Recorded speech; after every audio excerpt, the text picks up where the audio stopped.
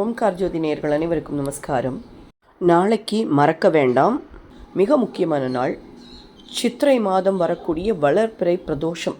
இந்த காலத்தில் சிவபெருமானை வழிபடுவதன் மூலமாக நம்மளுக்கு செல்வ செழிப்பும் ஆன்மீக வளர்ச்சியும் வாழ்க்கையில் எல்லா தடைகளை நீக்குவதற்குண்டான ஒரு முக்கியமான நாள்னு சொல்லலாம்.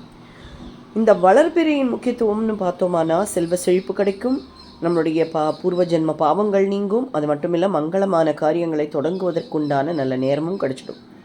எல்லா விதமான தடைகளும் நீங்கும், கர்ம வினைகளை போக்கும், தெய்வீக சிந்தனை அதிகப்படுத்தும், தெய்வீக ஆசீர்வாதங்கள் நம்மளை தொடரும்.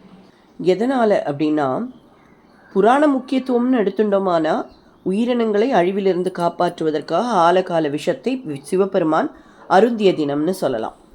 ஆனால் பக்தர்கள் வழக்கமாக இதில் விரதம் இருந்து பால், தண்ணீர், தேன், இளநீர், கரும்புச்சாறு இப்படின்னு அபிஷேகம் பண்ண அவர்களுடைய வாழ்க்கையை செழிப்பு ஏற்படும்.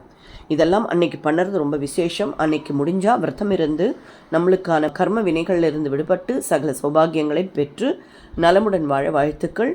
இது மாதிரியான அரிய தகவல்களை பெற தொடர்ந்து இணைந்திருங்கள் ஓம்கார் ஜோதியுடன்.